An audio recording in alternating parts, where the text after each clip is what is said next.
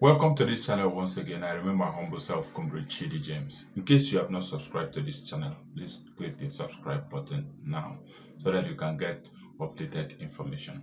What we do here is undiluted truth. We tell you we are not running just not ordinary content. We are only telling you what is going to happen in the coming days. So like I said, click the subscribe button now.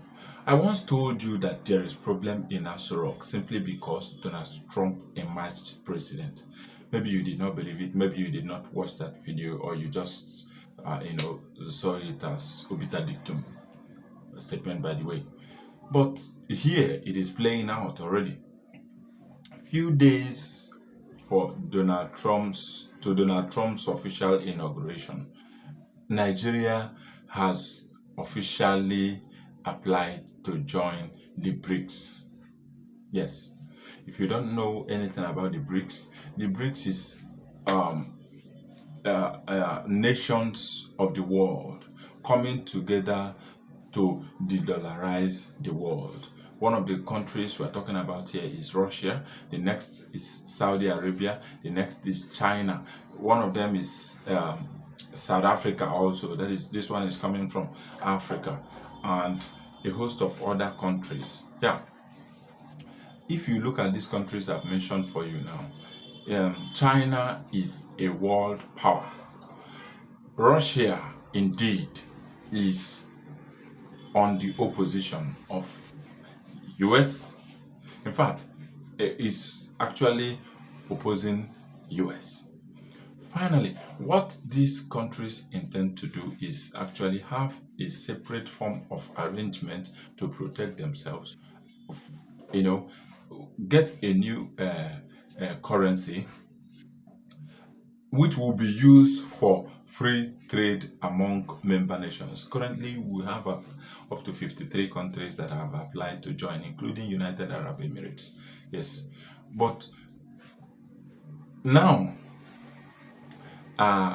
yesterday's Trump statement is said that US can no longer sit and watch other countries try to take over and diminish their relevance. So they are going to be imposing 100% tax on all member nations.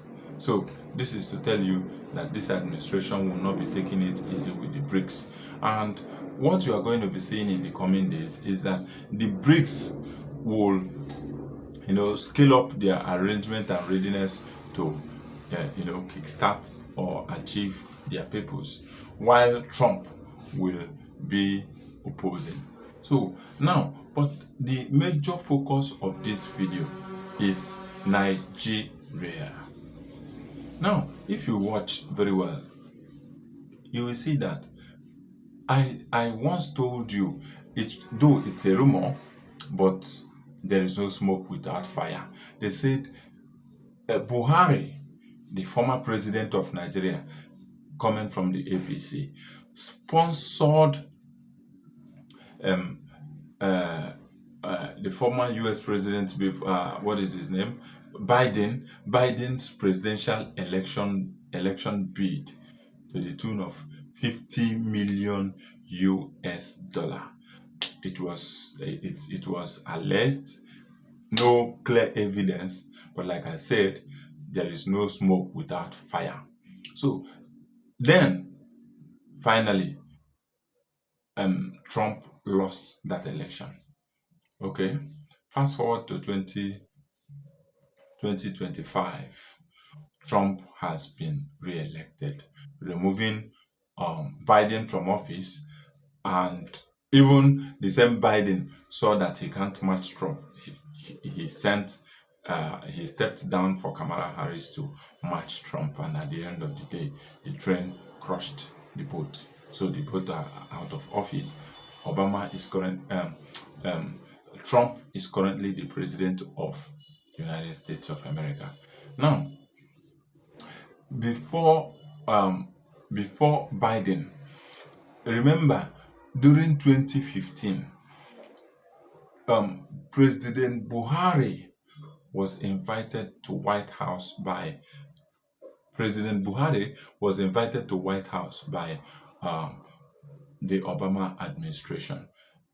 They know how they did it, but I think the America's interest played out in hoisting Goodluck Ebele Jonathan. Fine, this Goodluck Ebele Jonathan was removed from office courtesy of America and directly Obama administration. Yes, you can remember vividly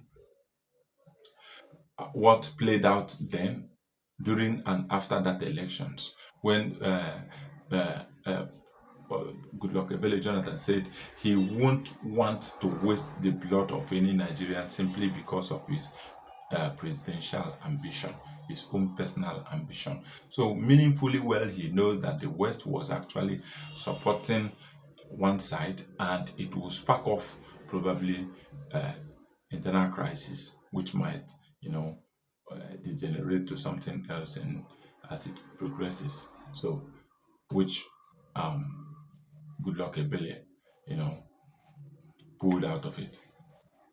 Fine. We let us continue. Now, the same Obama's arrangement has crashed. So we are now in the hands of the same person whom the APC, you know, doesn't want to come on board. What happened in 2023 wouldn't have happened if Donald Trump was to be Donald Trump was to be U.S. president. He may or may not be interested in the Nigeria's election, but probably it may not have happened the way it happened. Remember, I told you, um, during Trump's campaign, Nnamdi Kanu was actually invited by the Trump campaign administration, by the Trump campaign train. Finally, he lost. Now he is in prison. It might also be possible for his emergence to trigger the release of Nnamdi Kanu. That is one. One other thing, see, like I told you, I said there is problem in Aso. If there is none, what makes you think, or why is Nigeria rushing to join the BRIC nations? Why? I think, is this not a way of acknowledging the problem coming up in the coming days? If you think it is not, what do you think is making the Nigerian government to run to the BRICS this time around?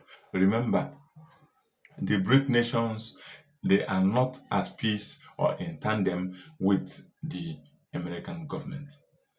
Nigeria has been, having a good relationship with the America.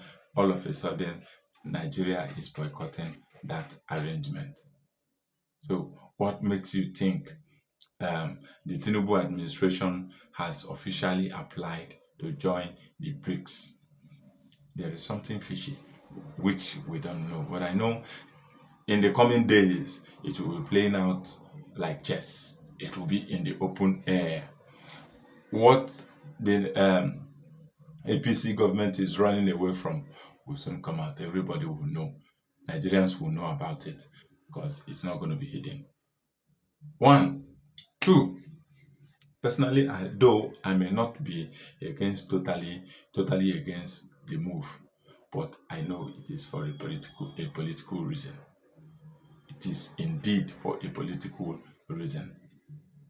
I don't know what is going to happen. I don't know what is going to. I know that some subnations in Nigeria have been shouting, and in fact, remember during the first presidential election of Donald Trump, the Biafrans walked all around Nigeria in, with high hopes and expectations. In fact, they were chanting, what is his name? President Trump, you are our hope, our last hope. They were happy with his election. Finally, 4 years has gone down. 4 years went down without Trump doing anything, but they still believe something is going to happen. Then there is a close ally of Donald Trump, which has been a woman, which has been invited to his cabinet, Trump's cabinet, this time around, and is a very close ally to Nnamdi Kanu. Probably she might be striking the deal of Nnamdi Kanu's release. I don't know, but this might play out in no distant time. It might play out in no distant time. Obama has been sidelined. APC government might find it difficult to align with this present administration, considering all I have said here now. But I know somehow, every nation has its own sovereignty, but see, it is in quotes, in parentheses. So let us watch as it plays out. But remember, in no distant time, something is going to happen. In fact, a prophet from the West, that is Yoruba, a Yoruba man, a prophet. I can barely remember his name, but I've watched that video over 10 times. He said it's going to happen in June, that Tinubu will fragment Nigeria into three. The North will go on their own, the West, Yoruba people will go on their own, and the Igbos will go on their own. But he put a condition. He says the North must support Tinubu's administration. If not, he will shock the Northerners that Nigeria will be fragmented in June 2025. He strictly said June 2025. So hey, I am laughing for a reason. I know a lot of people will not understand, but some people will understand too. Hey! Anyway, let us continue to watch as it plays out. But I know that in no distant time, some of these signs that we are practically seeing will begin to, show up. Is not going to hide at all. It's not going to hide. Now, one other thing that may happen again is that in 2027, during the elections, what happened in 2023 may not be able to happen, and the West will turn a blind eye. It was actually so simply because the APC government was actually installed by the Obama administration, which also produced the President Biden. Currently, the arrangement has been distorted. So it may not happen that way.